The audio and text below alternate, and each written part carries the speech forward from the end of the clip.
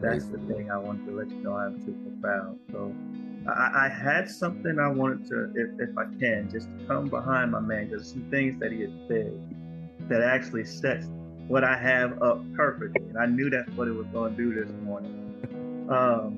He talked about winning your day, you know, and we know that the adversary is doing the best he can to deceive us into believing that we are defeated. Amen. When the word tells us that we're not just winners, but we're more than conquerors. Right. But let's be honest, there's somebody in this room today that's walking into a situation and you are feeling, regardless of what we've said in this room this morning, regardless of what the Bible has said and what we have read, there's somebody in this room that's feeling outgunned. Somebody that's feeling like they're being exposed to hurt and possible danger, you know.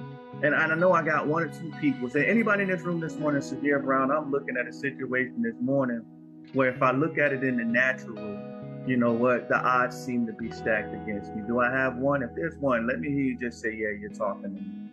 Yeah, you're talking to me. There has been a time. Yes, you're talking to me. Yeah, so I got a couple people, right? I like to throw the Bible back at y'all.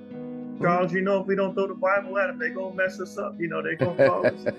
You know, they're going to call us out. So let me remind you of, for the one who's feeling like that today, my wife is walking into a situation in about 4 minutes.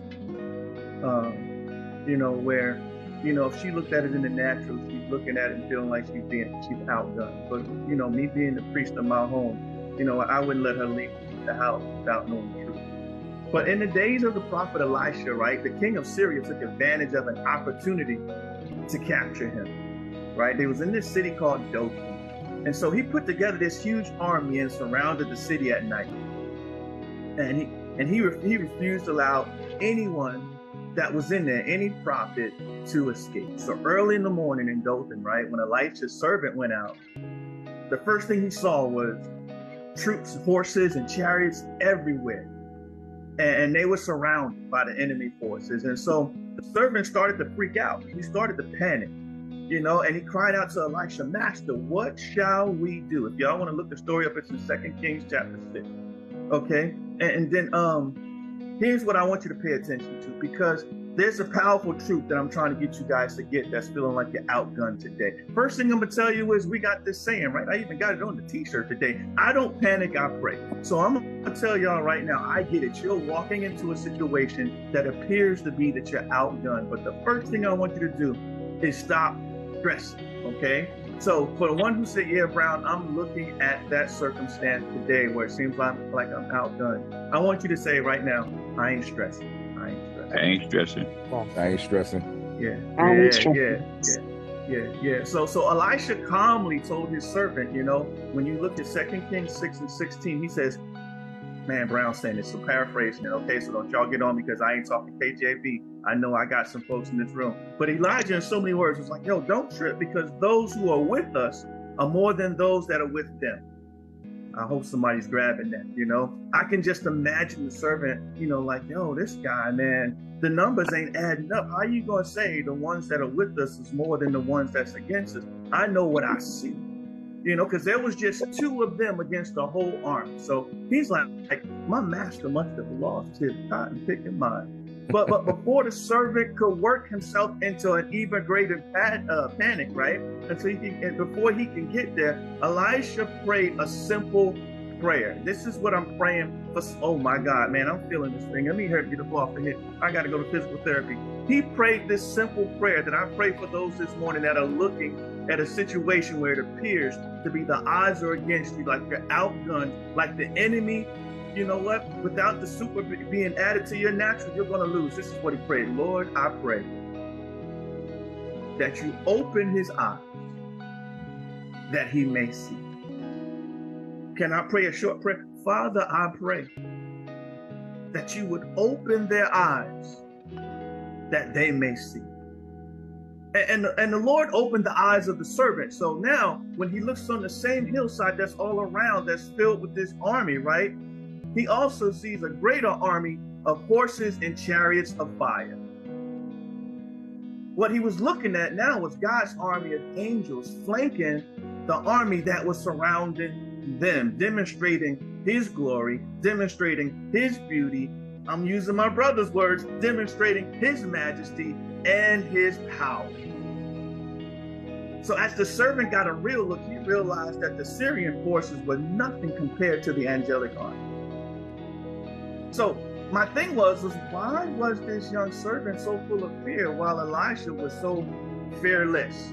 Why is it that some of us will have more fear in us than other believers will when we're looking sometimes at similar situations? The thing is, they saw different things. The young man saw the Syrian army, but Elisha saw a greater army of chariots and fire. In a nutshell, Elisha had spiritual insight. Now, I know we see chaos. I know we see destruction. We see our haters plotting and planning, and some of them are plotting and planning from higher positions and places that we appear to be in. But my prayer is for you, Father, please open their eyes so that they may see. So we've been talking about fighting fear lately. So if you're in a constant fight with fear, I told you to meditate on that scripture that will fortify your heart with the Father's promise. I don't care if you're buried in debt this morning, if you've been given a bad diagnosis by the doctor. I don't care if your children is outside of your physical care and you see them cutting up and acting up. And I don't care if that evil is resting outside of every corner of your houses.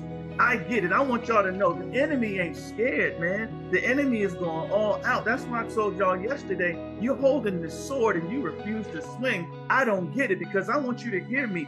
Churches are no longer off limits. Your babies are no longer off limits. The enemy isn't afraid of you because you call yourself a Christian or are wearing the t-shirt to try to wear this proof. Sometimes it appears that evil is winning or even has won. Anybody know what that feel like? Man, it seems like the devil's getting over today. You get what I'm saying? It seems like this sickness is getting the best of me. It seems like my boss has got me, bent against, bent over a barrel, all this other stuff. But I need you to understand this. Folks are saying that, we need more than just prayer. Don't believe the hype. They're discrediting the validity of going to God for God-sized problems. I'm so glad my brother came on before me, because he set this thing up this morning. I wasn't even going to say nothing. Man, a lot of us, they're trying to tell us, you know what? Don't go to God when you know you got a God-sized problem. Politics ain't going to fix us.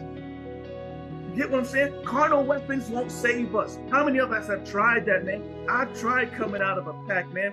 And I'm going to tell you, man, I used to be pretty good with these feet of mine, but man, I can barely lift them above my waist now. So what am I going to do? Marches ain't going to change us. I'm not telling you not to march, but they ain't going to change us. We need to pray. We need to cry out. And you know what? We need to pray some more. Some of y'all saying,